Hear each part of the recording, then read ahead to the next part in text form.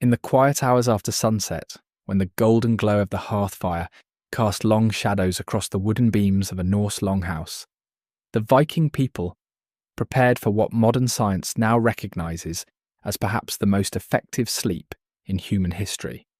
While we in the 21st century struggle with insomnia, sleep disorders, and the constant glow of electronic devices, the Norse inhabitants of Scandinavia during the Viking Age, 793 to 1066 CE, experienced a relationship with sleep that was profoundly different and arguably superior to our own. The notion that people from a culture often characterized by raiding and warfare might have enjoyed exceptional sleep quality may seem counterintuitive. Yet the evidence suggests that the environmental conditions, cultural practices, and lifestyle factors of Viking Age Scandinavia created a perfect storm of circumstances conducive to restorative sleep. From the natural rhythms of their days to their sleeping environments, from their dietary habits to their philosophical approach to rest, the Norse people embodied sleep practices that modern sleep scientists now desperately recommend to their sleep-deprived patients. Archaeological findings from sites across Scandinavia, Iceland, and the Norse settlements in the British Isles, combined with literary evidence from the sagas and Eddas, reveal a culture whose sleep patterns were deeply attuned to natural cycles. Unlike our modern obsession with 8 consecutive hours of sleep, a relatively recent historical development, the Vikings embraced sleep patterns that worked in harmony with their environment, their bodies, and their cultural needs. This article explores the multifaceted reasons why Viking sleep practices may have been the most effective in human history. We will examine how their biphasic sleep patterns aligned with natural human rhythms, how their physical environments promoted better sleep, and how their cultural attitudes toward rest created healthier sleep hygiene than many subsequent civilizations achieved. By understanding the sleep practices of the Norse people, we gain not only historical insight, but potentially valuable lessons for improving our own troubled relationship with sleep in the modern world. As we journey through the sleeping habits of the Viking Age, we will meet characters like Thorvald the shipbuilder, whose winter sleep routine in his coastal Norwegian homestead reveals much about Norse sleep environments, and Astrid the healer, whose knowledge of sleep-inducing herbs was passed down through generations. Through these historically grounded examples, we can glimpse the lived experience of sleep during this fascinating period of human history. The evidence suggests a provocative conclusion. Despite their reputation as fierce warriors and explorers, the people of the Viking Age may have been among the most well-rested humans in history, a quality that perhaps contributed to their remarkable achievements in navigation, craftsmanship, and cultural expansion. As we shall see when it comes to sleep, we modern humans have much to learn from our Norse ancestors. The modern world's obsession with consolidated 8-hour sleep is a historical anomaly, a product of industrialization, artificial lighting, and rigid work schedules rather than human biology.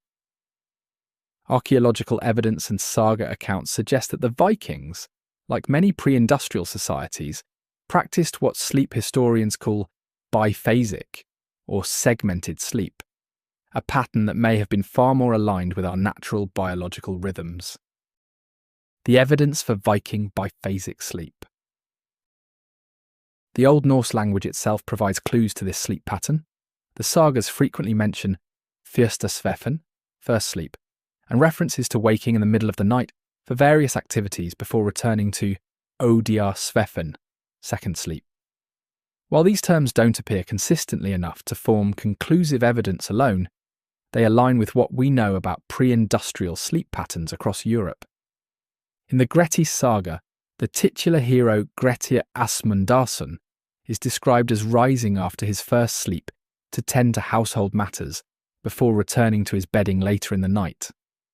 Similarly, in Egil's saga, there are references to characters waking in the dead of night to conduct business or conversations before returning to sleep until dawn.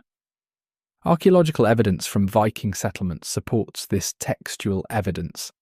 Excavations at Jorvik, modern-day York in England, a significant Viking settlement, revealed household layouts conducive to nighttime activity. Fire pits in longhouses show evidence of being maintained throughout the night, suggesting regular waking periods. The natural pattern of Viking sleep. Based on this evidence and our understanding of pre-industrial sleep patterns, a typical Viking sleep schedule likely followed this pattern. After sunset, particularly during the long winter nights that dominate Scandinavian latitudes, the household would gather around the central hearth. As darkness fell completely, usually a few hours after sunset, they would retire for their first sleep. This might last approximately 4 hours, after which many would wake naturally. This midnight waking period, lasting perhaps 1 to 2 hours, was not considered insomnia or a sleep disorder as we might classify it today, but rather a normal and expected part of the night. During this time, Vikings might tend to the fire, check on livestock, engage in quiet conversation, perform religious rituals, or even visit neighbours. Consider Bjorn Haraldsson, a farmer from the Trondheim region of Norway. Archaeological evidence from similar farmsteads suggests that, after his evening meal, and perhaps some storytelling around the fire, Bjorn would retire to his sleeping platform as darkness fell completely, around 7 or 8 p.m. in winter. After sleeping deeply for about 4 hours, he might wake around midnight, add wood to the central hearth, check on his valuable livestock, perhaps drink some ale or water, and possibly discuss the next day's work with family members who were also awake. After an hour or so of such activities, he would return to his sleeping platform for his second sleep until dawn. The biological basis for biphasic sleep. Modern sleep science has begun to recognise that biphasic sleep may actually be more natural for humans than our modern consolidated sleep pattern. Research by historian A. Roger Ekirch, who documented hundreds of historical references to segmented sleep in pre-industrial Europe, suggests that this pattern was the norm throughout human history until artificial lighting changed our relationship with darkness. The human body naturally produces a surge of prolactin during the midnight waking period of biphasic sleep, a hormone associated with a sense of calm and well-being. Additionally, the natural circadian rhythm tends to include a period of heightened alertness a few hours after falling asleep, which aligns perfectly with the biphasic pattern. For Vikings living at northern latitudes, biphasic sleep would have been particularly adaptive. During winter, when darkness could last 16 to 20 hours, in parts of Scandinavia, attempting to sleep continuously for such long periods would have been biologically impractical. The midnight waking period broke the long dark hours into manageable segments while allowing necessary tasks to be completed. Seasonal variations in Viking sleep. The extreme seasonal variations in daylight at northern latitudes would have created significant seasonal differences in Viking sleep patterns.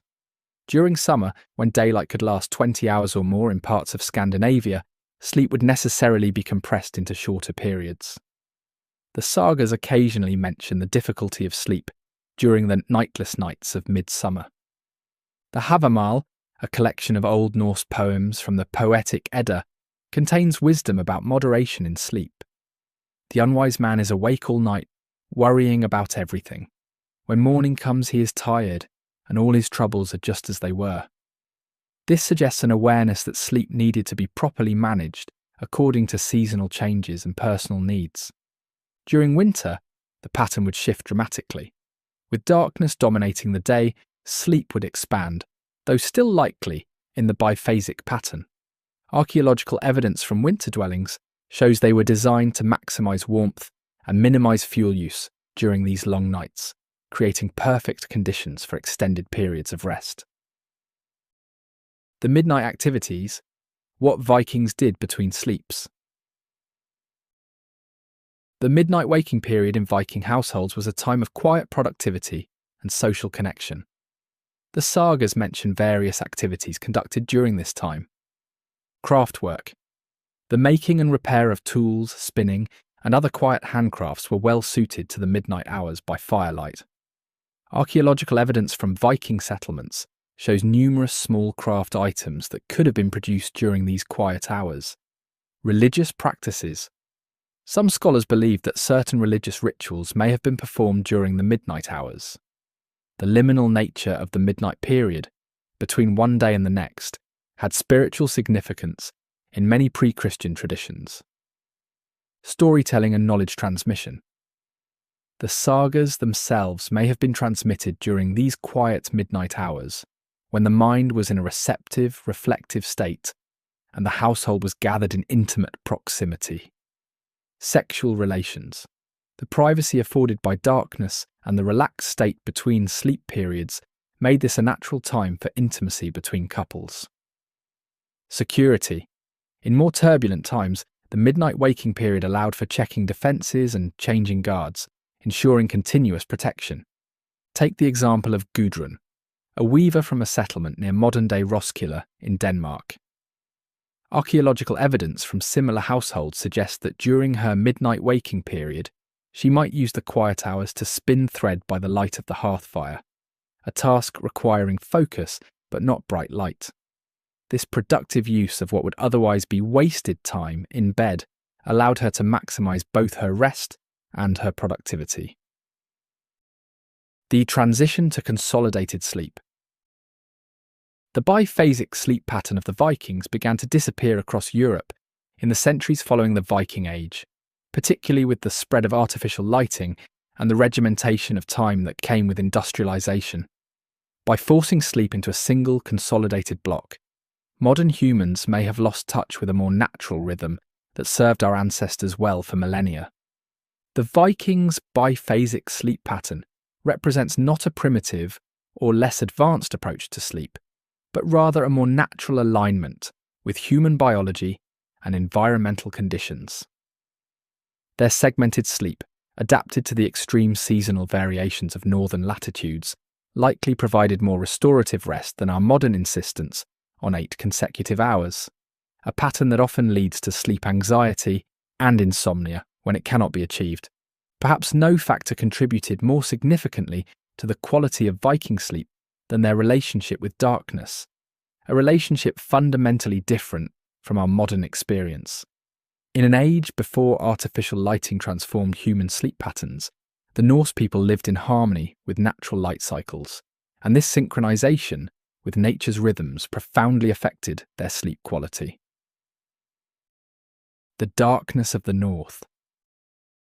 The geographic location of Viking settlements, primarily in Scandinavia, with expansions into Iceland, Greenland, and parts of the British Isles, placed them in regions characterised by dramatic seasonal variations in daylight.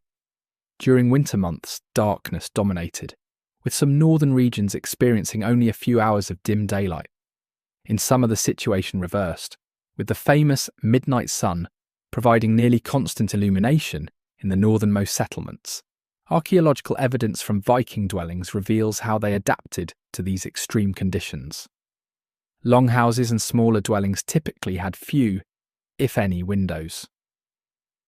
Those that existed were small and could be covered with translucent materials like animal membrane or oiled cloth, or simply blocked with shutters. The primary source of light and heat was the central hearth, whose fire would be banked low during sleeping hours. This created an environment of profound darkness during sleeping periods, a darkness far more complete than most modern humans ever experience. Even on clear moonlit nights, the interior of Viking dwellings would have been characterized by a darkness that modern sleep researchers now recognize as optimal for human sleep. The biological impact of true darkness. Modern sleep science has identified the critical importance of darkness for quality sleep. Darkness triggers the production of melatonin, the hormone that regulates sleep-wake cycles.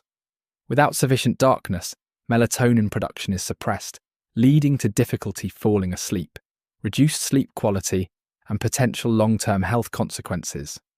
The Vikings, living without artificial light, would have experienced melatonin production patterns closely aligned with natural sunset and sunrise. During winter months, this would have meant elevated melatonin levels for extended periods, creating ideal conditions for deep, restorative sleep. Consider Leif, a fisherman living on the Norwegian coast near modern-day Bergen. Archaeological evidence from similar coastal settlements suggests that his winter sleep environment would have been characterized by nearly complete darkness from mid-afternoon until late morning. With only the dim glow of banked coals in the hearth providing minimal illumination, his pineal gland would have produced melatonin at optimal levels for 12 to 16 hours each day during winter months.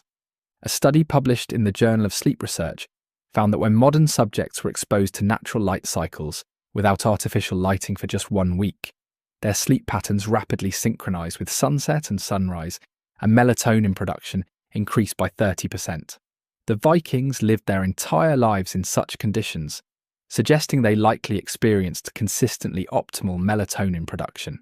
The Vikings were not, of course, without any form of artificial light. They used fires, oil lamps, and candles made from tallow or beeswax. However, these light sources differed fundamentally from modern lighting in ways that preserved sleep quality. First, these light sources produced primarily yellow-red spectrum light, rather than the blue spectrum light that most severely suppresses melatonin production. Modern research has shown that exposure to blue light, common in LEDs and screens, in the evening can delay melatonin production by up to 3 hours. The warm spectrum light of Viking fires and candles would have had minimal impact on their circadian rhythms. Second, these light sources were relatively dim. Archaeological experiments with reconstructed Viking oil lamps and candles suggest they produced between 5 to 20 lumens of light, compared to a modern LED bulb's 800 to 1,500 lumens. This low light level would have been insufficient to significantly suppress melatonin production. Third, artificial light was used sparingly due to the effort and resources required to produce it. Candles and oil for lamps were relatively expensive in terms of labour and materials.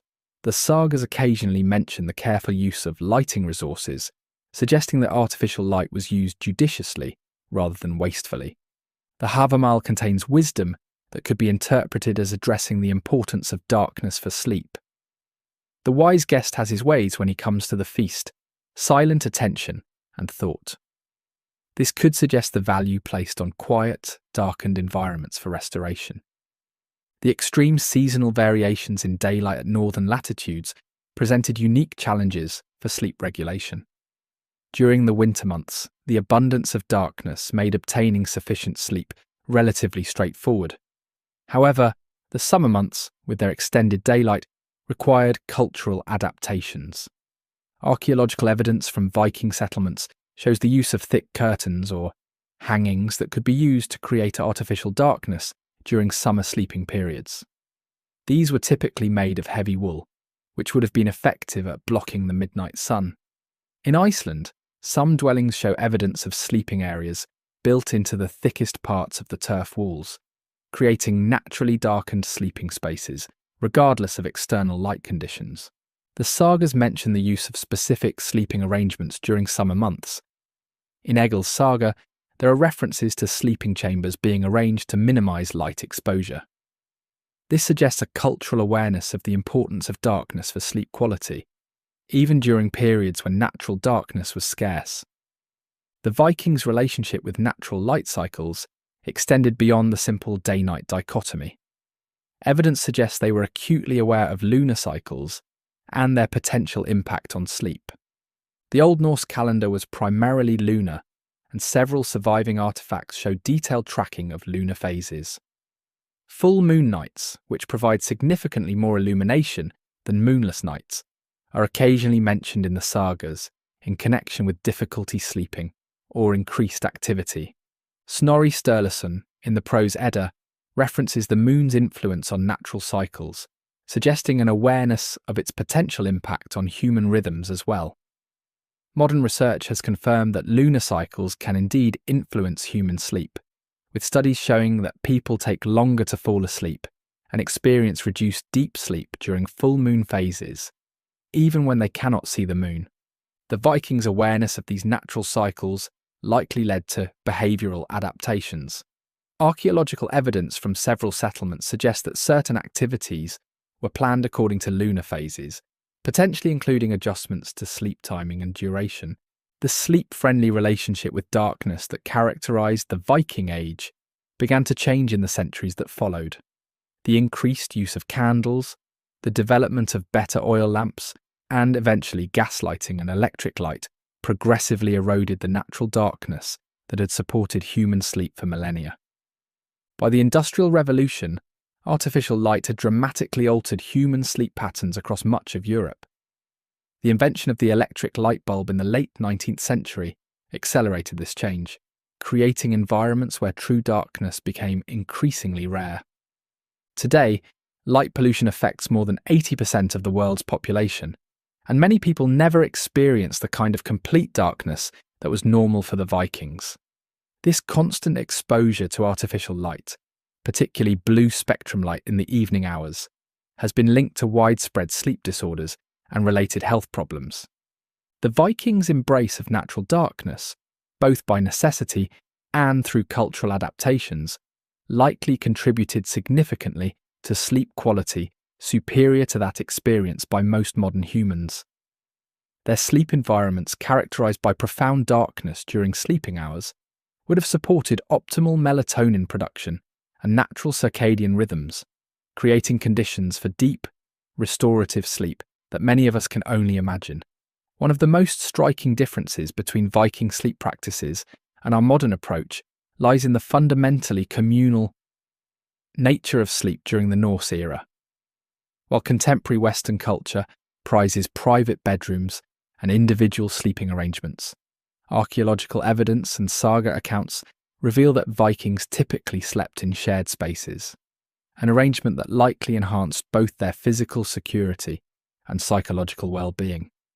Archaeological excavations of Viking dwellings across Scandinavia, Iceland, and Norse settlements in Scotland and Ireland reveal consistent patterns in sleeping arrangements. The typical Viking longhouse featured a central hearth with sleeping platforms or benches running along the walls. These platforms, often raised and built into the structure of the building, were shared sleeping spaces rather than private rooms.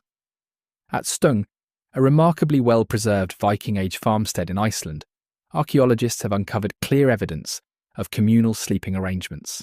The main longhouse featured raised platforms along both long walls that served as seating during the day and sleeping areas at night.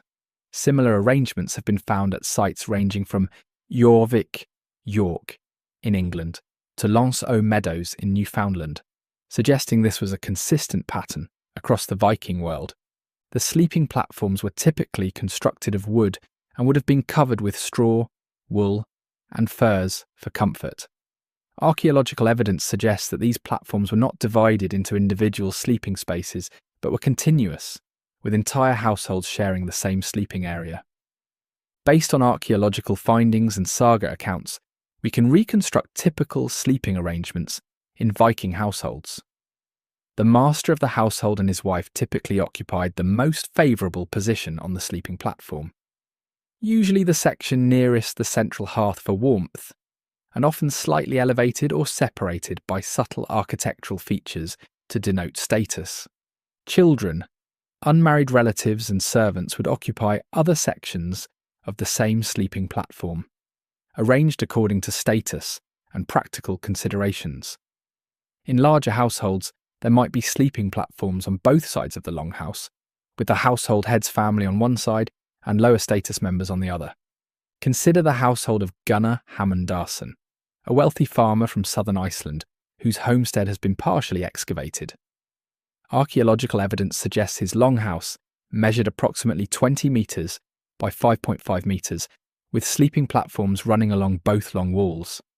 Gunnar, his wife Hallgerda, and their youngest children would have slept on the most favourable section of the platform, while older children, relatives and workers occupied other sections. During particularly cold winter nights, the entire household, perhaps 15 to 20 people, would have slept in the same space, their body heat contributing to the warmth of the building.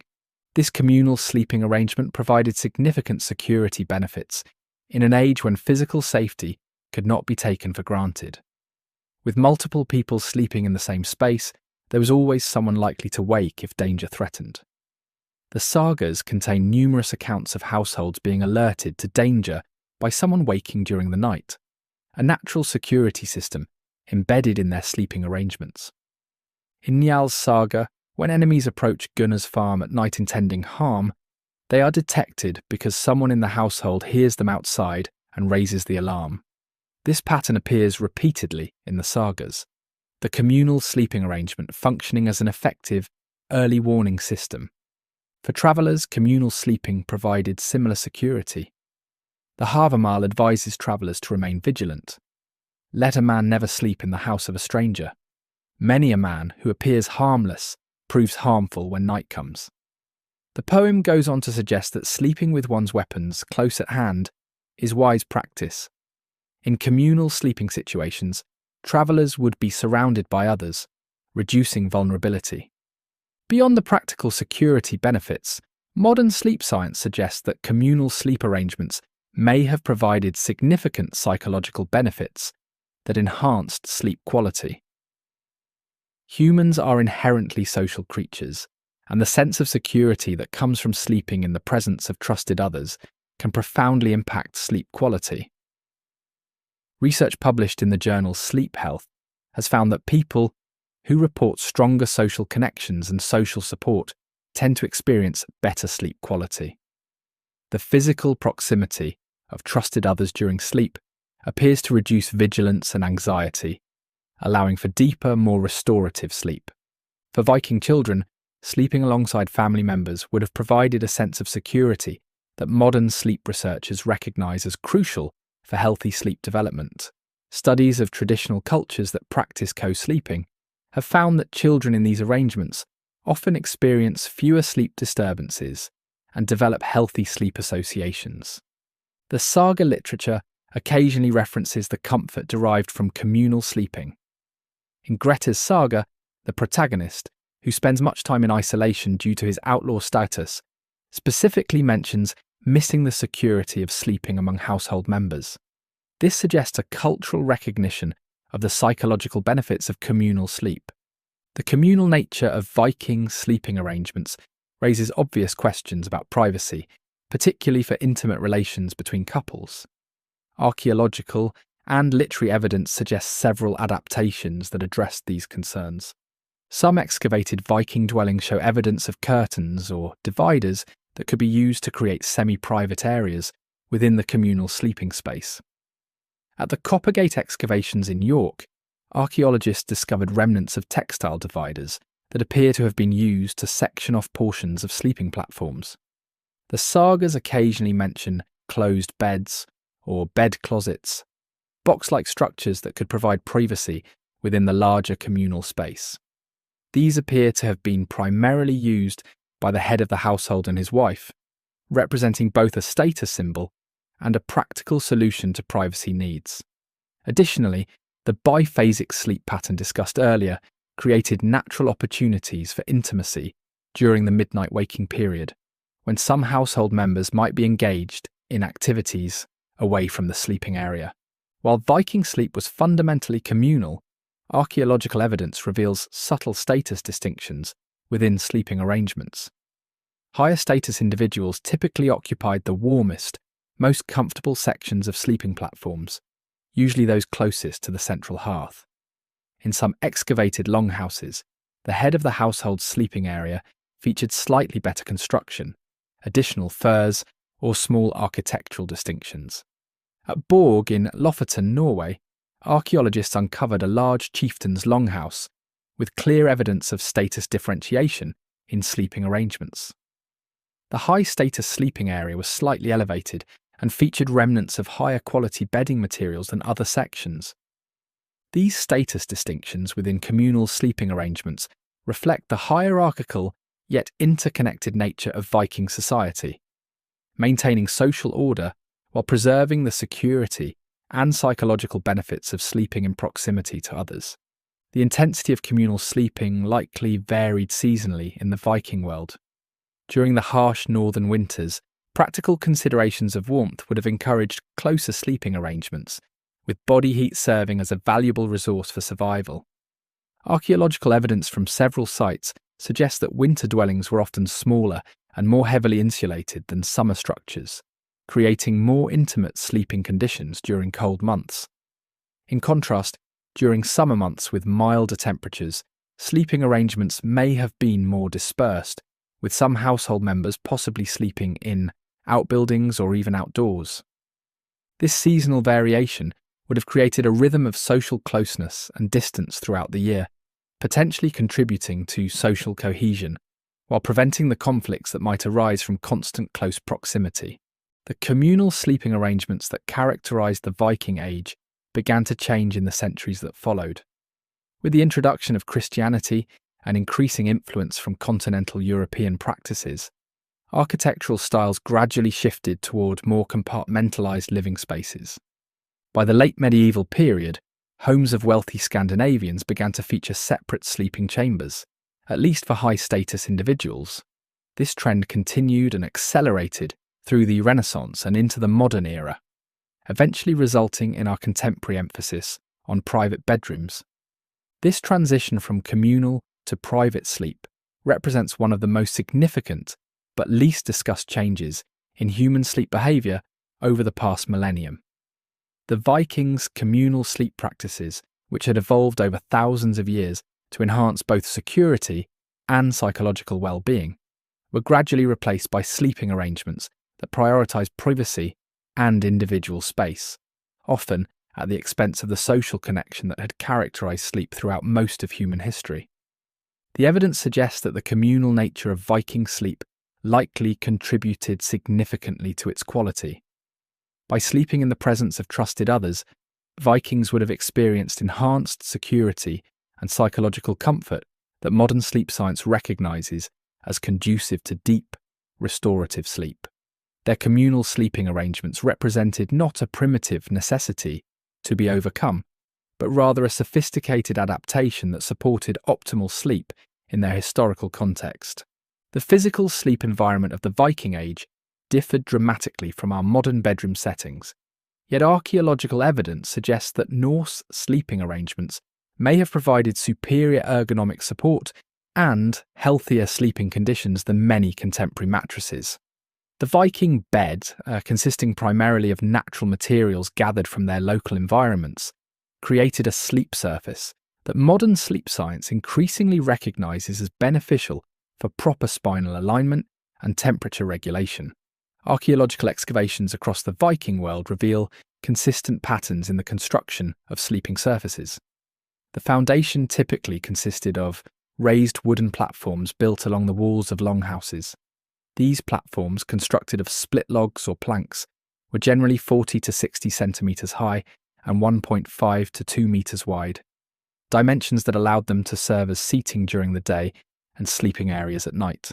At the Firkat settlement in Denmark, archaeologists uncovered well-preserved sleeping platforms with evidence of careful construction. The wooden base was slightly angled toward the wall, creating a subtle incline that would have positioned sleepers' heads slightly higher than their feet, a configuration that modern sleep research suggests can improve circulation and reduce acid reflux during sleep.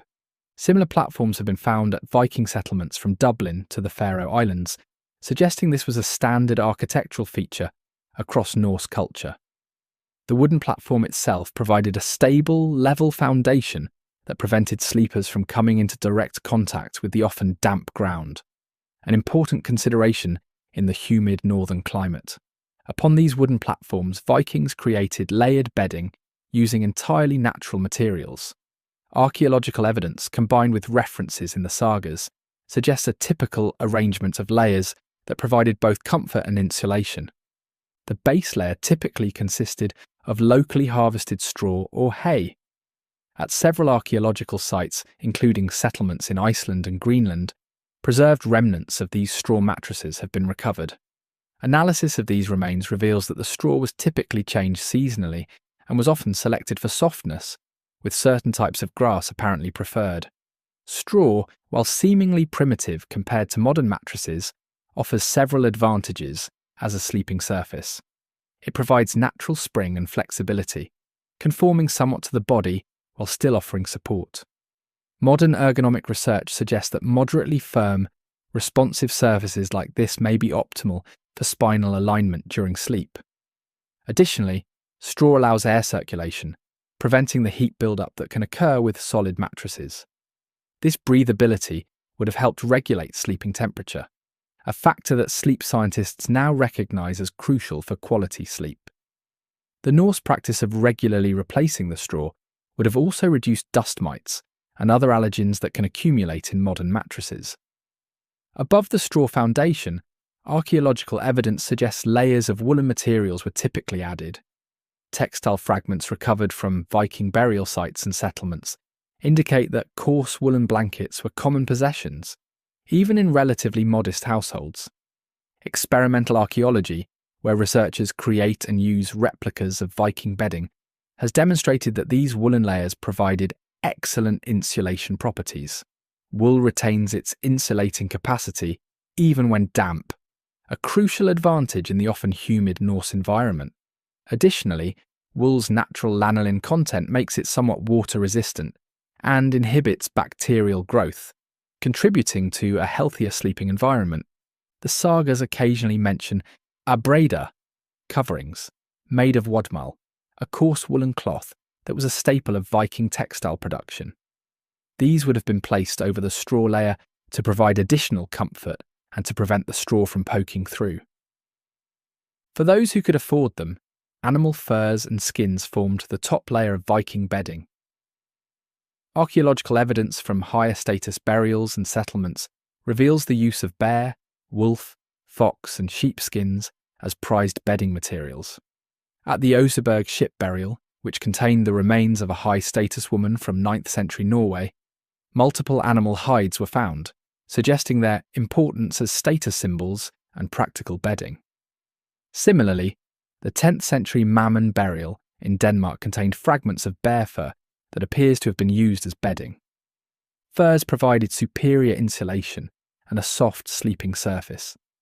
Modern sleep researchers have found that natural fur and wool can help regulate body temperature during sleep by wicking away moisture while providing insulation, creating what sleep scientists call a microclimate that remains relatively stable throughout the night.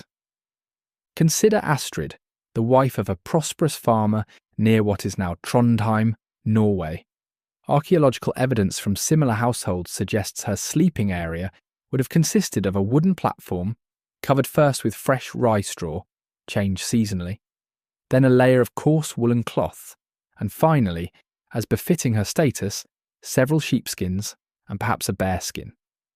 This arrangement would have provided excellent insulation against the cold Norwegian nights, while offering ergonomic support similar to what modern orthopedic mattresses attempt to achieve. Modern sleep science increasingly suggests that the firm but responsive support provided by traditional bedding materials may be superior for spinal health compared to many modern mattresses.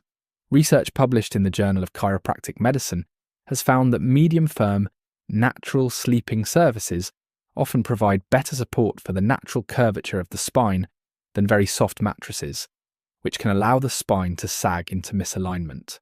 The layered approach of Viking bedding created a surface that was firm enough to support proper alignment while still conforming somewhat to body contours.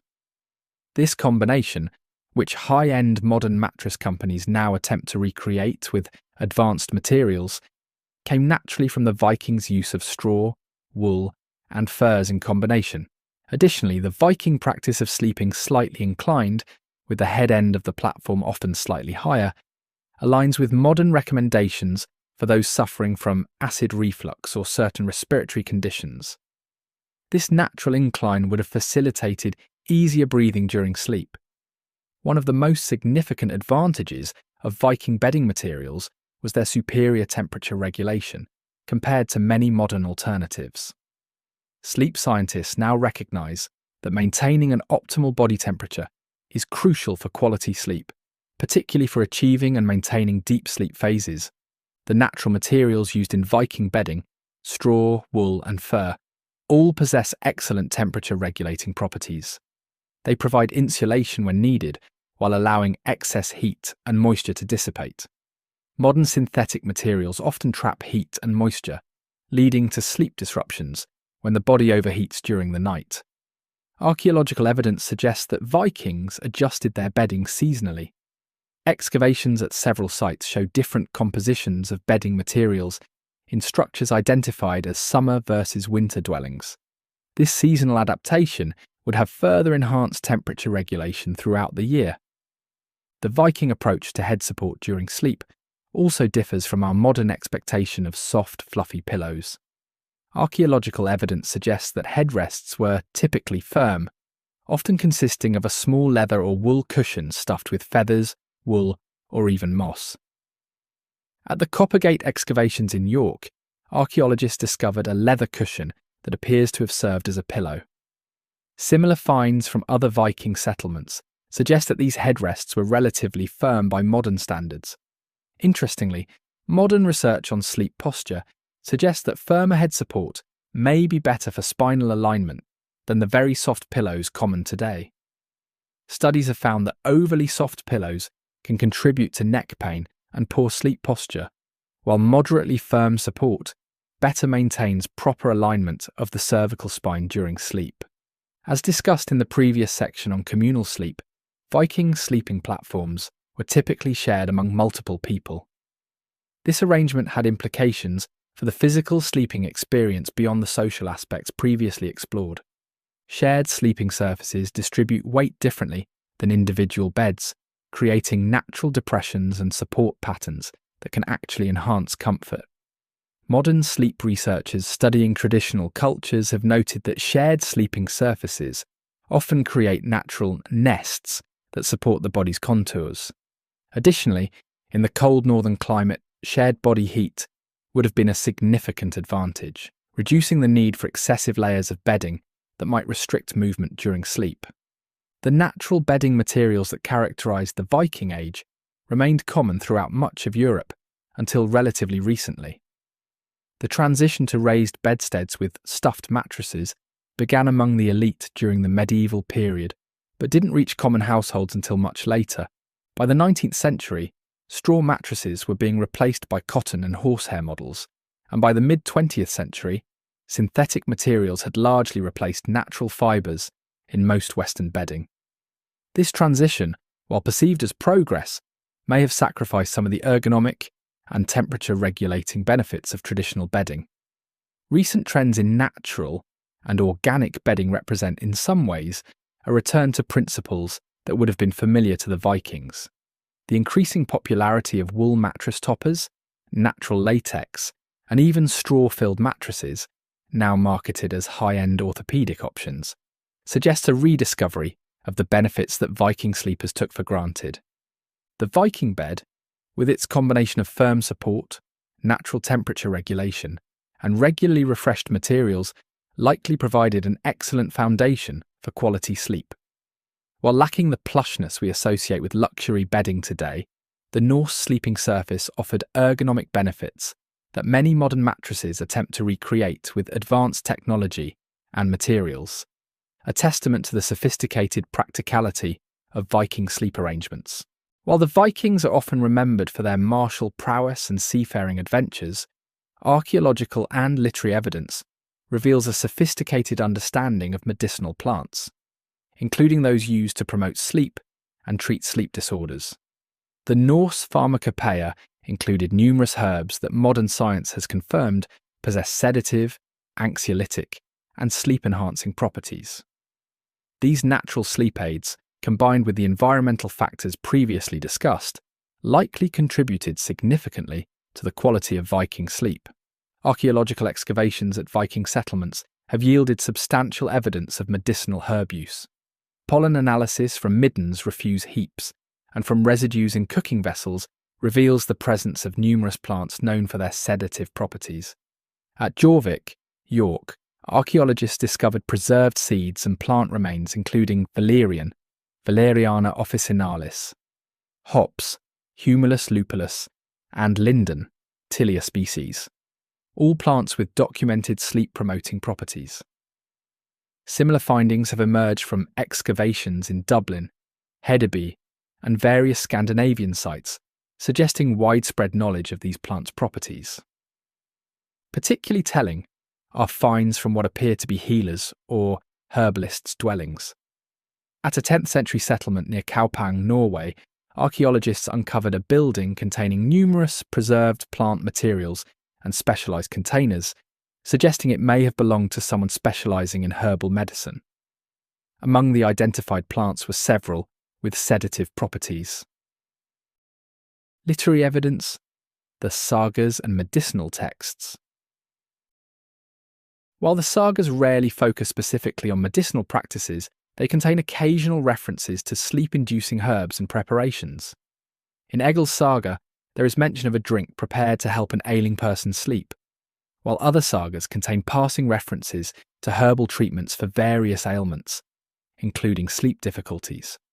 More detailed information comes from slightly later medieval Scandinavian medical texts that likely preserved older knowledge. The 13th century Harpestrang Lægebog, Henrik Harpestrang's medical book, written in Denmark but drawing on older traditions, contains numerous references to herbs used for sleep, including detailed instructions for their preparation and use.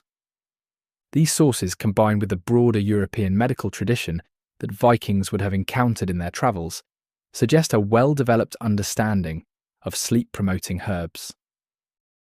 The Viking sleep pharmacopoeia. Based on archaeological findings and historical texts, we can identify several key herbs that would have been used to promote sleep in the Viking Age. Valerian, Valeriana officinalis. Archaeological evidence confirms the Vikings cultivated and used valerian, a plant native to Europe with powerful sedative properties.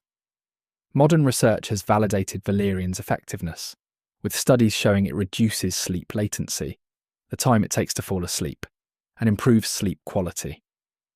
Valerian root contains valerianic acid, which affects GABA receptors in the brain similar to modern benzodiazepines, but without the same risk of dependency. Hops, Humulus lupulus. While best known today as a beer ingredient, hops have a long history as a sedative. Archaeological evidence confirms Viking-era use of hops, both in brewing and medicinal preparations. Hops contain methylbutanol, which has demonstrated sedative effects. Modern studies have shown that hops, particularly when combined with valerian, can significantly improve sleep quality. Linden or lime flowers, Tilia species. Pollen and plant remains from Viking settlements confirm the use of linden, which contains flavonoids with mild sedative and anxiolytic properties. Linden tea remains a popular sleep aid in modern Scandinavian folk medicine. Chamomile, Matricaria chamomilla. Archaeological evidence suggests chamomile was known and used medicinally by Vikings. Its mild sedative effects come from apigenin, a flavonoid that binds to benzodiazepine receptors in the brain. Modern studies have confirmed chamomile's effectiveness for improving sleep quality. Lavender, Lavandula angustifolia. While not native to Scandinavia, lavender was likely encountered by Vikings in their travels and possibly cultivated in some settlements. Archaeological evidence from Viking trading centres shows lavender was among the imported medicinal herbs. Modern research has demonstrated that lavender's scent alone can improve sleep quality by decreasing heart rate and blood pressure. Passion flower, Passiflora incarnata. Although this is more speculative, there is some evidence suggesting Vikings who reached North America may have encountered and brought back passion flower, which Native Americans used as a sedative. If so, this would have been a valuable addition to their sleep pharmacopoeia, as passion flower contains chrysin, a compound with anxiolytic effects. Archaeological and literary evidence suggests several methods by which Vikings prepared and administered these sleep-promoting herbs. Infusions and decoctions. The most common preparation was likely herbal teas. Archaeological finds include specialised vessels that appear designed for brewing herbal preparations. The sagas occasionally mention medicinal drinks, and later Nordic medical texts provide specific instructions for preparing herbal infusions.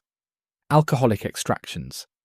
Vikings were skilled brewers, and evidence suggests they created medicinal alcoholic preparations similar to modern tinctures. Alcohol effectively extracts many of the active compounds in sedative herbs and would have enhanced their absorption. Smoke inhalation. Some herbs, particularly hops and lavender, may have been added to fires for their aromatic properties.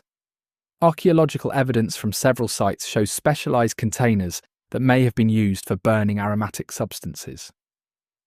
Herbal pillows. Later Nordic folk medicine includes the tradition of herbal pillows stuffed with sedative herbs.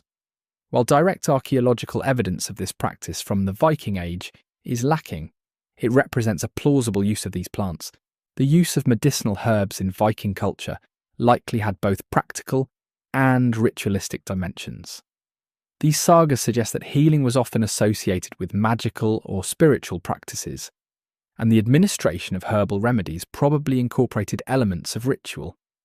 Archaeological evidence from several sites shows what appear to be ritualistic arrangements of herbs and specialized containers, in contexts suggesting medicinal use. This suggests that the effectiveness of herbal sleep aids may have been enhanced by the psychological impact of ritual administration, what modern medicine would recognize as a placebo effect supplementing the herb's pharmacological properties. Consider Thora, a healer from a settlement near modern-day Roskilde in Denmark. Archaeological evidence from similar contexts suggests she would have maintained a garden of medicinal herbs, including valerian and chamomile.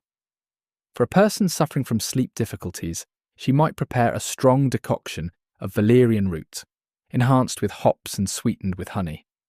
This would be administered in the evening, perhaps accompanied by specific incantations or rituals that enhanced its perceived effectiveness. The combination of the herb's genuine pharmacological properties and the psychological impact of their ritual administration would likely have produced significant improvements in sleep quality. Seasonal variations in herbal sleep aids. The extreme seasonal variations in daylight at northern latitudes would have necessitated different approaches to sleep aids throughout the year. Archaeological and literary evidence suggests awareness of this need. During the long winter nights when obtaining sufficient sleep was less problematic, milder herbs like chamomile and linden might have been preferred. During summer, with its extended daylight, stronger sedatives like valerian and hops would have been more valuable for inducing sleep despite the ambient light. Some archaeological evidence suggests seasonal harvesting patterns for different medicinal herbs, with some collected and dried in larger quantities at specific times of year, suggesting awareness of their optimal potency cycles.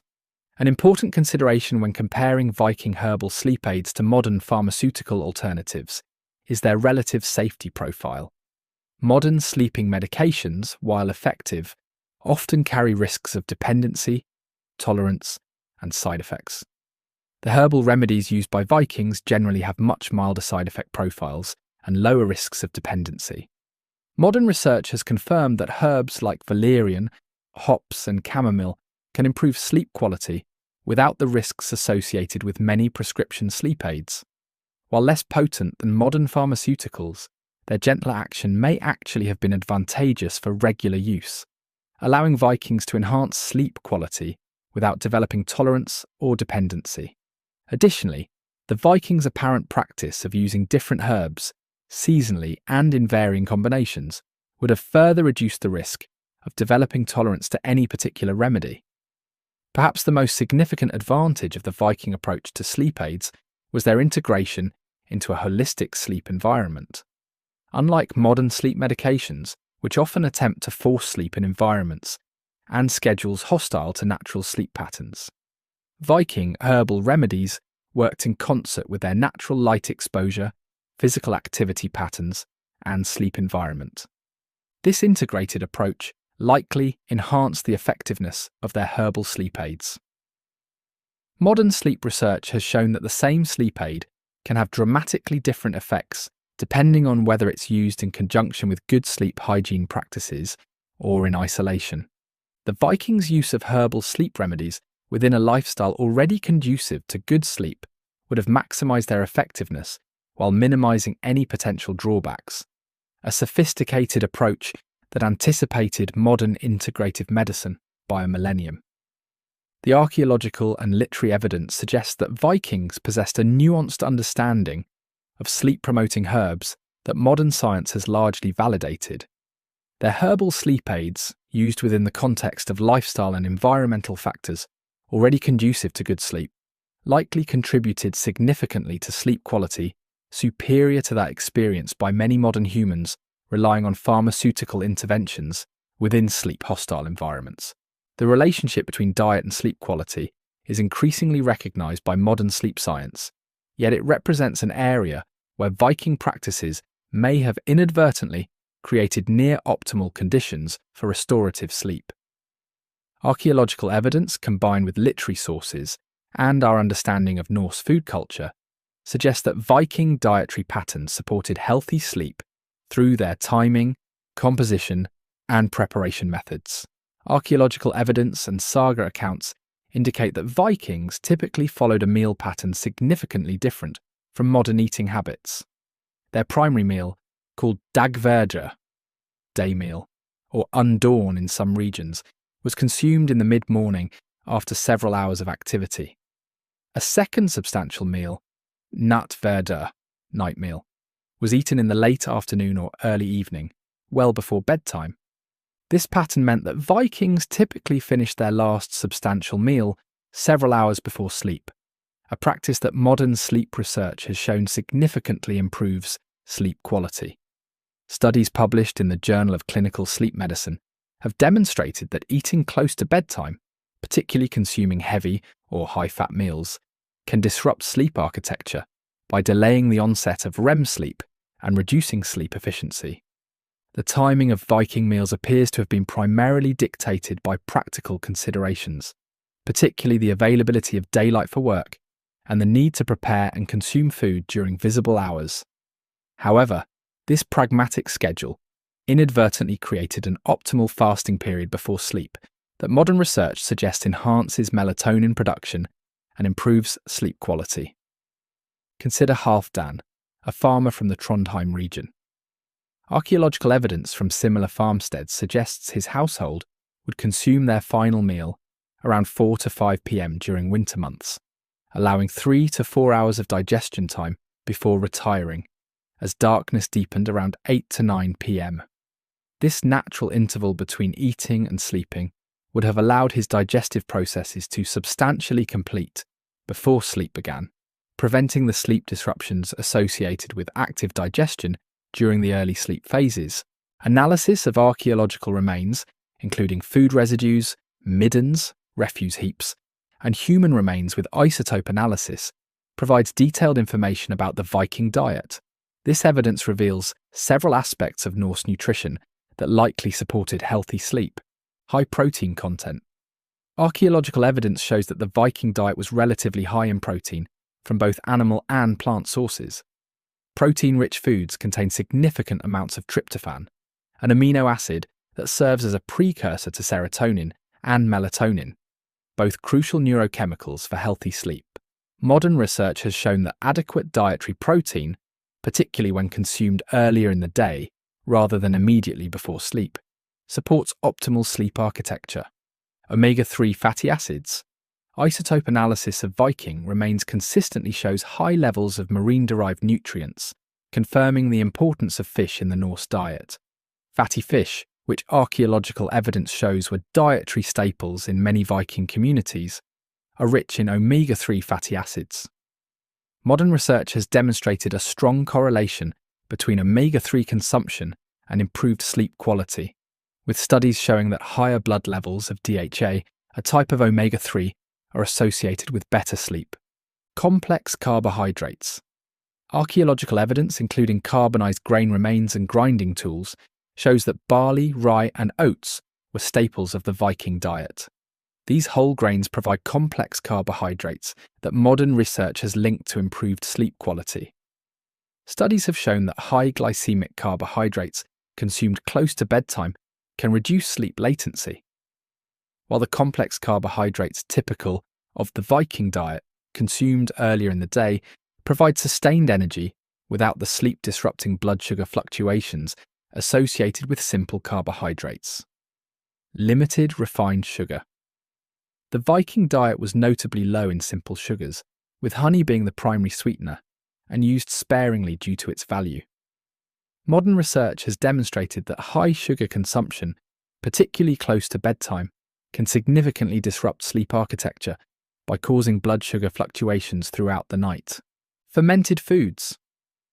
Archaeological evidence shows that fermented foods, including ska, a yogurt-like dairy product, fermented fish, and various preserved vegetables, were important components of the Viking diet. These foods support gut health, which emerging research suggests plays a crucial role in sleep quality through the gut-brain axis and the production of sleep-regulating neurotransmitters. Several specific foods common in the Viking diet have been identified by modern research as particularly beneficial for sleep. Fatty fish. Archaeological evidence from coastal Viking settlements shows heavy consumption of fatty fish like herring, mackerel, and salmon. These fish are exceptionally rich in vitamin D and omega-3 fatty acids, both of which have been linked to improve sleep quality in multiple studies. Research published in the Journal of Clinical Sleep Medicine found that vitamin D supplementation significantly improves sleep quality, suggesting that the Viking diet's natural vitamin D content from fatty fish would have supported healthy sleep. Oats. Carbonized grain remains from numerous Viking settlements confirm the importance of oats in the Norse diet. Oats contain melatonin and complex carbohydrates that promote stable blood sugar throughout the night. They also provide magnesium, which modern research has identified as an important mineral for sleep quality due to its muscle-relaxing properties and role in GABA production. Barley. Archaeological evidence shows barley was the most important grain in many Viking communities. Barley is rich in the amino acid tryptophan and contains significant amounts of magnesium and B vitamins, all nutrients. Modern research has linked to improved sleep quality.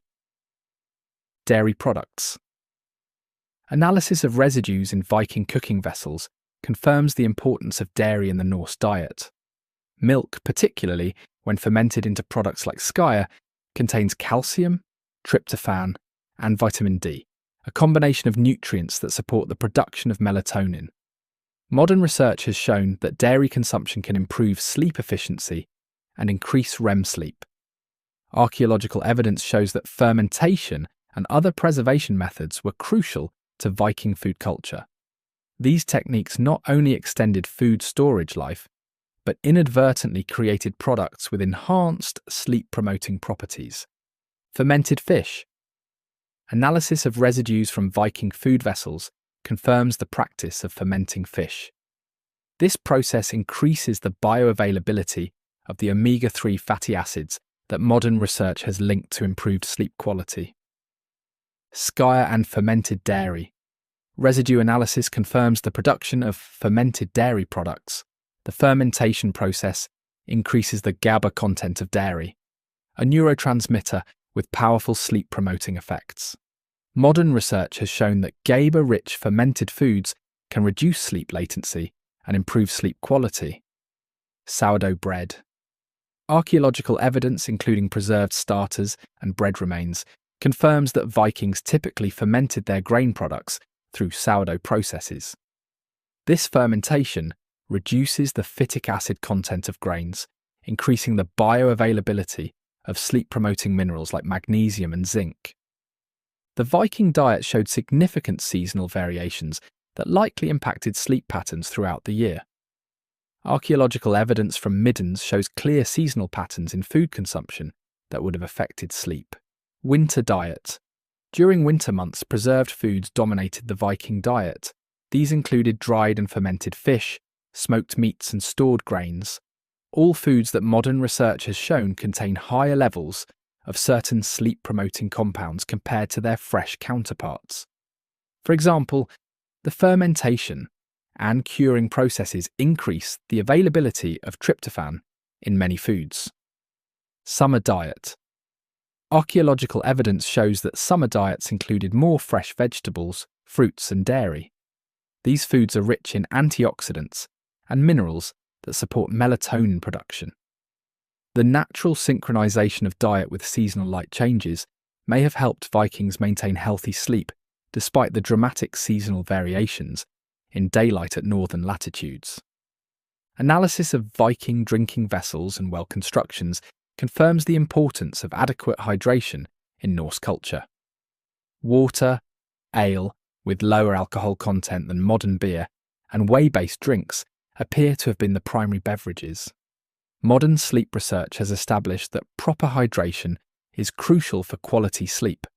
while dehydration can fragment sleep and increase awakening frequency. The Viking practice of consuming moderate amounts of liquid throughout the day, rather than large amounts close to bedtime, which can cause nighttime awakening for urination, aligns with modern recommendations for sleep-supporting hydration patterns.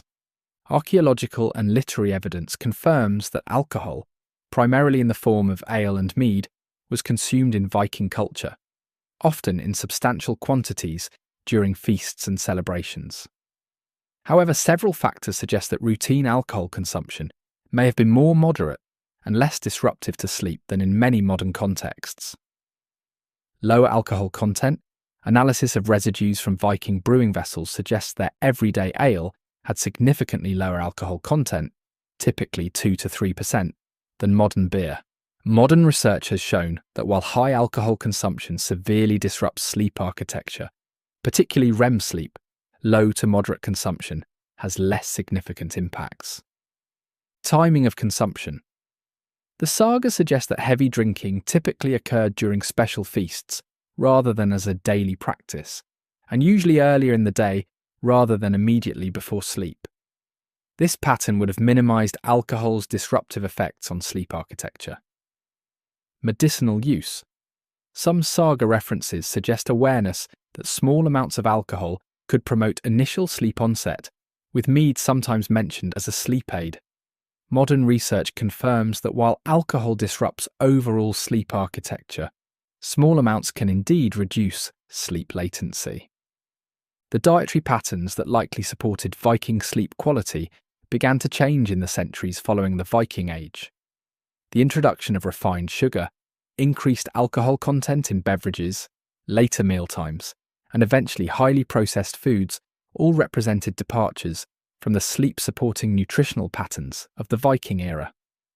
By the Industrial Revolution, many Europeans were consuming their largest meal in the evening, often close to bedtime, a significant change from the Viking pattern of eating the final meal well before sunset. This shift, driven by work schedules rather than natural light cycles, likely had substantial negative impacts on sleep quality. The archaeological and literary evidence suggests that the Viking diet, through both its composition and timing, created near-optimal conditions for quality sleep. Their consumption of foods rich in sleep-promoting nutrients, combined with meal timing that allowed complete digestion before sleep, likely contributed significantly to sleep quality. Superior to that experienced by many modern humans, whose diets and eating patterns often actively undermine healthy sleep. The relationship between physical activity and sleep quality is well established in modern sleep science, with moderate to vigorous daily exertion consistently linked to improved sleep architecture. Archaeological evidence, saga accounts, and our understanding of daily life in the Viking Age suggest that Norse physical activity patterns may have created ideal conditions for deep, restorative sleep, conditions increasingly rare in our sedentary modern world.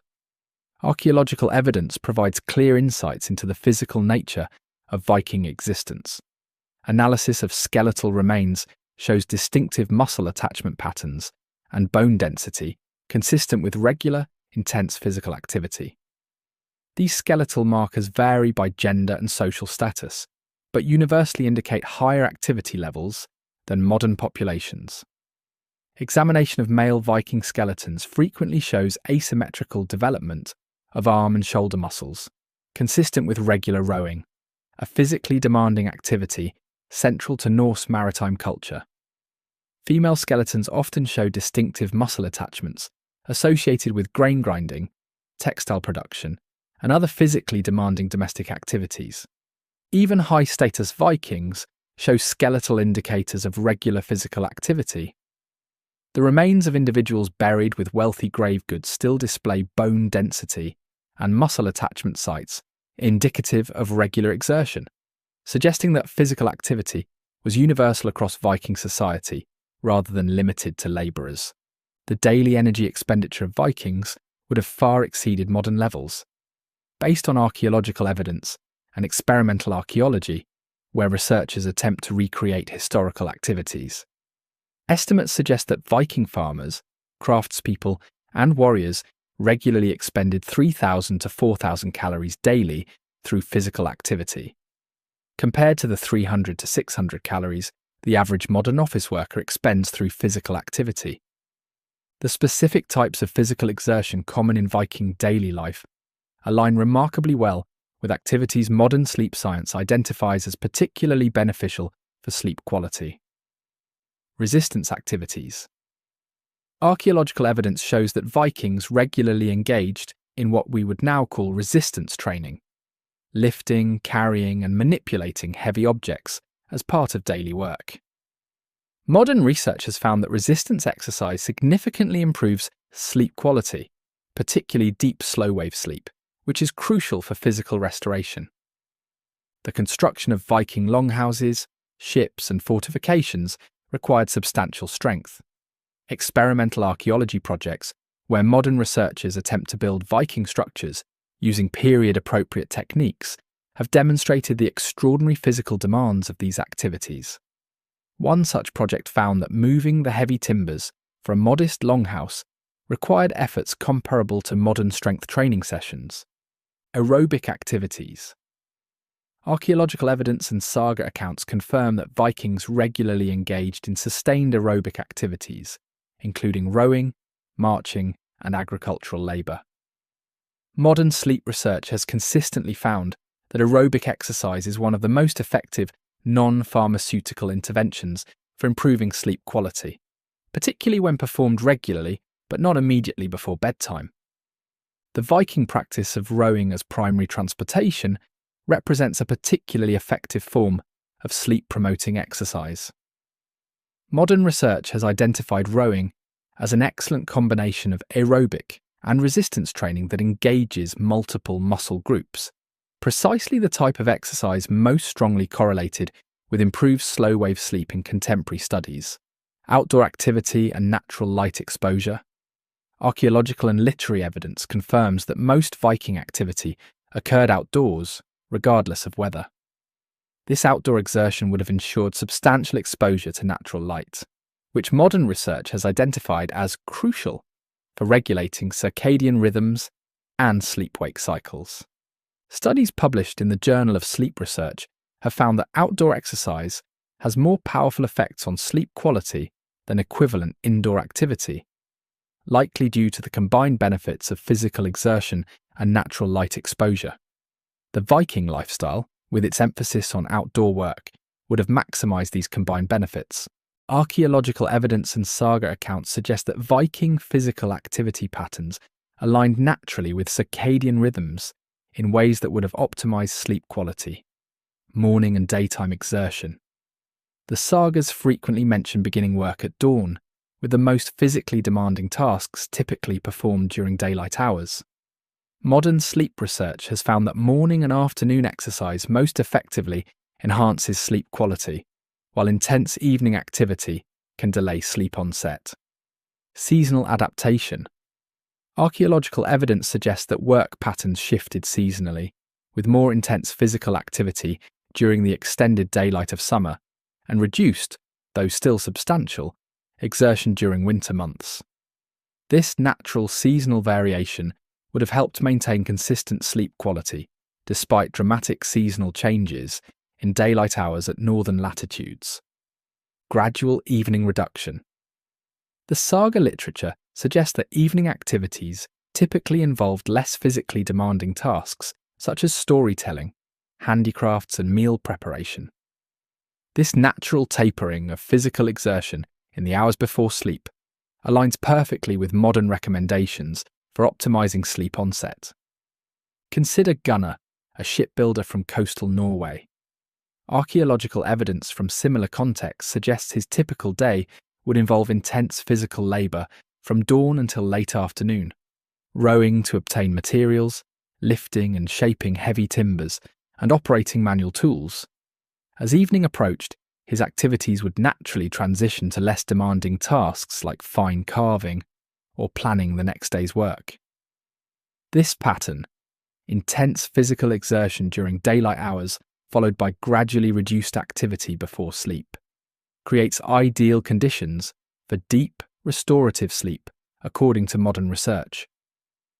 While the Vikings engaged in substantial daily physical activity, archaeological and literary evidence suggests they also recognised the importance of rest and recovery, creating a balanced approach to exertion that would have supported optimal sleep. Seasonal rest periods, the saga literature references Jolavild, Yule rest, a period during the darkest winter months when physical labour was reduced and rest was emphasised. Modern research has found that periodic deloading phases are crucial for preventing the sleep disruptions associated with overtraining. Bathing and recovery practices. Archaeological evidence, including the remains of bathhouses at several Viking settlements, confirms the importance of bathing in Norse culture. The sagas mention hot baths as a recovery technique, particularly after travel or physical exertion. Modern research has identified warm bathing, especially 1 to 2 hours before bedtime, as an effective way to improve sleep quality by facilitating the natural drop in core body temperature that signals the body to sleep. Awareness of fatigue. The saga literature suggests a cultural awareness of the importance of adequate rest. The Havamal advises moderation in all things, including work, and contains wisdom that could be interpreted as recognising the importance of sufficient recovery. Cattle die, kindred die, every man is mortal, but the good name never dies of one who has done well. This suggests a long-term perspective that would support sustainable work patterns rather than constant exhaustion. Archaeological and literary evidence suggests that much Viking physical work was performed communally, often accompanied by songs, stories, or competitive elements. Modern research has found that social exercise has particularly powerful benefits for sleep quality compared to solitary exertion. Studies published in sleep medicine reviews have found that the combination of social interaction and physical activity creates a particularly effective stimulus for improving sleep quality, likely due to the combined effects of physical fatigue and positive social engagement. The communal nature of Viking work, from rowing ships to raising buildings, would have maximised these combined benefits. The Viking pattern of substantial daily physical exertion performed primarily during daylight hours contrasts sharply with modern activity patterns. Today, many people engage in minimal physical activity throughout the day, exercise intensely in the evening, if at all, perform physical activity indoors under artificial light, experience little seasonal variation in activity levels. Each of these modern patterns represents a departure from the activity patterns that supported Viking sleep quality. The shift from consistent daily physical exertion to sedentary lifestyles punctuated by occasional intense exercise represents one of the most significant changes in human sleep hygiene over the past millennium. Modern research suggests that the Viking pattern of consistent, substantial daily physical activity, performed primarily during daylight hours, creates ideal conditions for deep, restorative sleep, particularly the crucial slow-wave sleep phases during which physical recovery occurs. An important distinction between Viking and modern fatigue patterns lies in the balance between physical and mental exhaustion. Archaeological and literary evidence suggests that Viking daily life involved substantial physical exertion, but relatively limited cognitive stress compared to modern, information-saturated environments.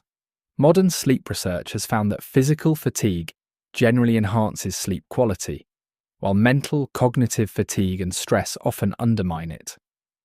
The Viking balance of high physical demands with lower cognitive stress represents a particularly sleep-friendly combination, according to contemporary sleep science. The archaeological and literary evidence suggests that Viking physical activity patterns, characterized by substantial daily exertion, performed primarily during daylight hours, with natural seasonal variations and appropriate recovery periods, created near-optimal conditions for quality sleep.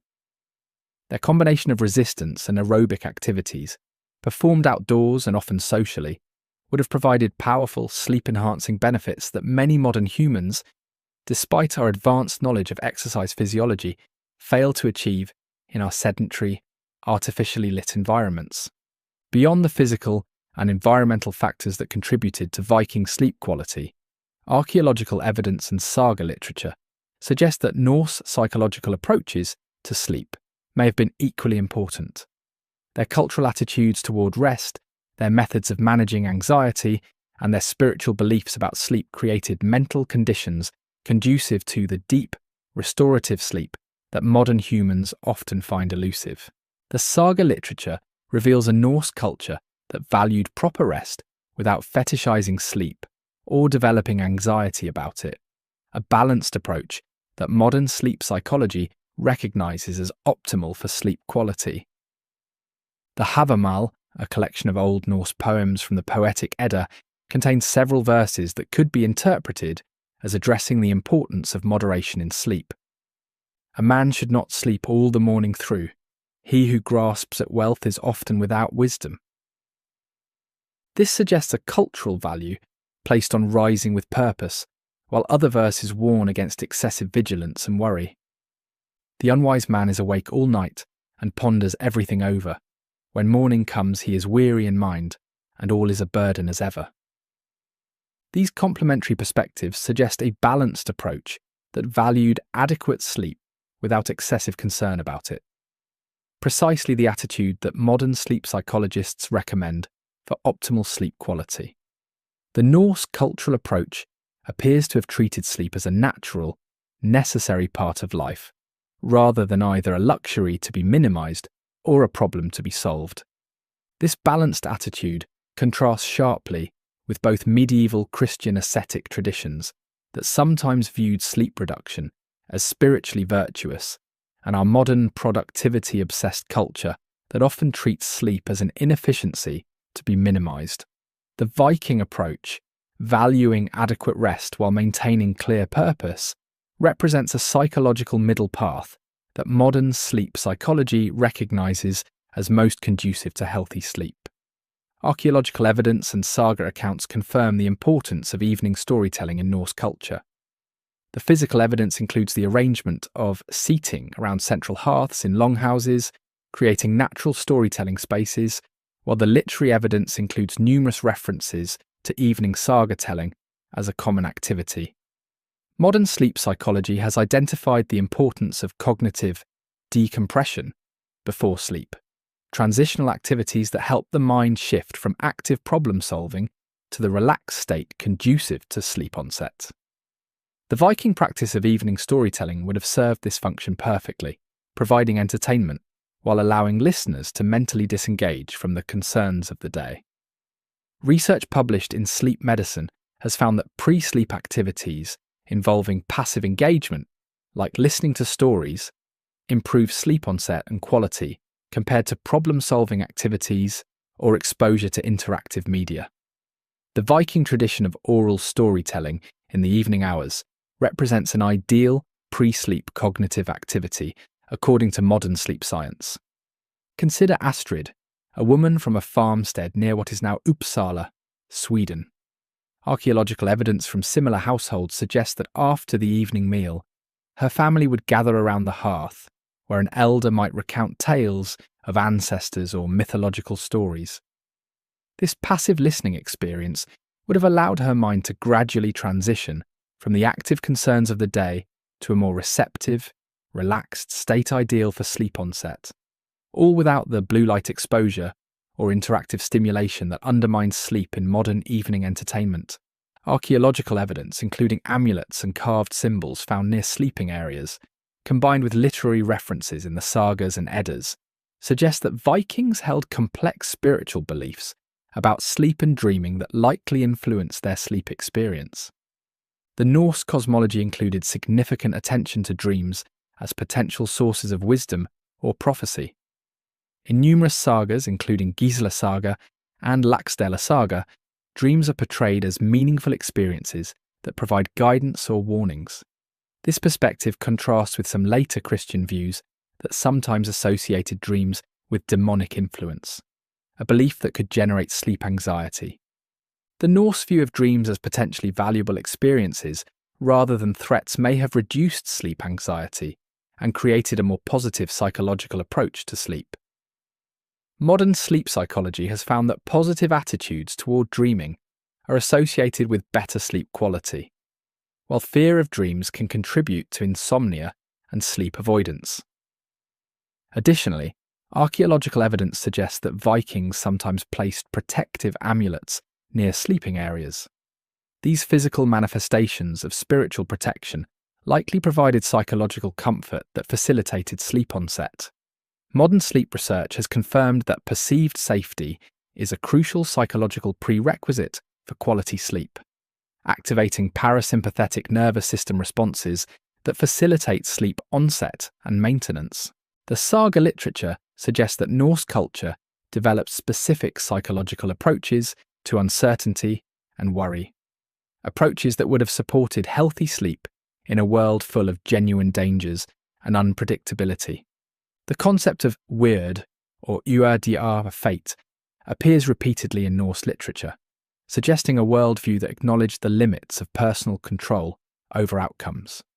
While Vikings certainly took practical actions to manage risks, the literary evidence suggests they complemented this with a philosophical acceptance of uncertainty that modern psychology would recognise as beneficial for sleep. Research in sleep psychology has consistently found that acceptance-based approaches to uncertainty reduce pre-sleep anxiety and rumination more effectively than problem-solving approaches when applied to uncertainties that cannot be immediately resolved. The Viking cultural emphasis on acknowledging the role of fate alongside personal action represents a sophisticated psychological balance that would have supported healthy sleep even in challenging circumstances. The Havamal contains wisdom that could be interpreted as advocating this balanced approach. The coward believes he will live forever if he holds back in the battle. But in old age he shall have no peace, though spears have spared his limbs. This suggests a cultural recognition that excessive worry about future outcomes is ultimately counterproductive, a perspective that aligns with modern psychological approaches to managing pre-sleep anxiety. The saga literature places enormous emphasis on honour and maintaining a clear conscience, psychological factors that modern sleep research has linked to sleep quality. Numerous psychological studies have found that moral distress and guilt significantly impair sleep quality, while a sense of moral consistency supports healthy sleep. The Viking cultural emphasis on maintaining honour and addressing conflicts directly rather than through deception would have supported this aspect of sleep hygiene. The sagas contain numerous examples where characters are unable to sleep due to unresolved moral issues or dishonourable actions. In Gisla Saga, the protagonist experiences severe sleep disturbances after a secret killing, suggesting a cultural recognition of the connection between moral peace and sleep quality. This emphasis on moral clarity as a prerequisite for restful sleep aligns with modern psychological research on moral injury and its impact on sleep. Studies of individuals with PTSD and moral injury have found that moral distress specifically disrupts REM sleep and increases nightmares, suggesting that the Viking cultural emphasis on maintaining honour may have supported healthier sleep architecture. Archaeological evidence of Viking settlement patterns and defensive structures, combined with the communal sleeping arrangements discussed earlier, suggests an approach to security that would have supported healthy sleep psychology. Modern sleep research has identified perceived safety as a fundamental prerequisite for quality sleep. The brain's vigilance system must determine that an environment is secure before allowing the vulnerability of deep sleep. The Viking approach to security, combining physical defences with communal sleeping arrangements where multiple individuals could respond to threats, created conditions of perceived safety that would have supported deeper, more restorative sleep. This contrasts with the often isolating sleeping arrangements of modern life, where individuals may feel solely responsible for responding to potential threats, a psychological burden that can maintain excessive vigilance during sleep periods and reduce sleep depth. Archaeological and literary evidence suggests that Vikings developed psychological adaptations to the extreme seasonal variations in their environment, particularly the challenge of the long winter darkness at northern latitudes. The timing of major feasts and celebrations, as evidenced by both archaeological remains of feast halls and saga references, shows a concentration of communal celebrations during the darkest winter period. Modern psychological research has found that anticipation of positive social experiences significantly reduces depression and anxiety, suggesting that the Viking cultural calendar may have been structured to provide psychological support during the challenging winter months. Additionally, the Norse concept of solverf, sun turning or solstice, represented an important psychological framework for understanding the cyclical nature of dark periods. Archaeological evidence, including solstice markers at several sites, confirms the cultural importance of recognizing these astronomical turning points. Modern psychological research has found that framing difficult periods as temporary and cyclical significantly reduces their negative psychological impact, suggesting that the Viking cultural understanding of seasonal cycles may have provided important psychological resilience during the challenging winter darkness. The psychological approaches to sleep that characterized the Viking Age began to change with Christianization and subsequent cultural developments. The introduction of concepts like acedia, spiritual sloth, and religious practices involving intentional sleep disruption, such as the monastic practice of nocturnal prayers, represented significant departures from the more balanced Norse approach to sleep. By the late medieval period, new anxieties about sleep had emerged in European culture, including fears of spiritual dangers during sleep and increased moral scrutiny of dreams. These developments likely undermined the more straightforward, balanced psychological approach to sleep that characterized the Viking Age. The archaeological and literary evidence suggests that Viking psychological approaches to sleep, characterized by balanced attitudes toward rest, effective pre-sleep cognitive decompression through storytelling, positive spiritual associations with sleep and dreaming, pragmatic approaches to uncertainty, emphasis on moral clarity, and communal security, created near-optimal conditions for quality sleep. Their psychological framework supported healthy sleep in ways that many modern humans, despite our advanced understanding of sleep psychology, struggle to achieve in our anxiety-prone, hyper-connected world. The evidence presented throughout this exploration suggests a provocative conclusion. The people of Viking Age Scandinavia may indeed have experienced some of the best sleep in human history. Their sleep practices were not superior due to any single factor, but rather through the remarkable alignment of multiple elements: environmental, physical, nutritional, and psychological, that collectively created ideal conditions for restorative sleep. The Viking approach to sleep was not the result of advanced scientific understanding or deliberate optimization. Rather, it emerged organically from their way of life, their environmental conditions, and their cultural practices. Yet modern sleep science increasingly validates the effectiveness of these ancient patterns, suggesting that in our quest for better sleep, we might look not only forward to new technologies, but also backward to wisdom embedded in traditional practices. What made Viking sleep particularly effective was the integration of multiple sleep-supporting factors into a coherent whole. Their biphasic sleep patterns aligned naturally with human biology and the extended darkness of northern winters, allowing for sleep that followed innate circadian rhythms rather than artificial schedules. Their relationship with darkness, living without artificial light and experiencing true darkness during sleeping hours, supported optimal melatonin production and circadian regulation. Their communal sleeping arrangements provided both physical security and psychological comfort, creating conditions where vigilance could be reduced and deeper sleep achieved. Their sleeping surfaces, constructed from natural materials and regularly refreshed, offered ergonomic support and temperature regulation that many modern mattresses attempt to recreate with advanced technology. Their use of herbal sleep aids provided gentle, non-habit-forming support for sleep onset and quality, without the side effects associated with many modern sleep medications. Their dietary patterns, with meals timed well before sleep and composed of nutrients that modern science recognizes as sleep-supporting, created optimal conditions for digestive comfort during sleep. Their physical activity patterns, characterized by substantial daily exertion, performed primarily during daylight hours, created the kind of physical fatigue that promotes deep, restorative, slow-wave sleep. Their psychological approaches to sleep, balanced, accepting, and unburdened by sleep anxiety, created the mental conditions necessary for surrendering to sleep without the performance pressure that undermines many modern sleep attempts.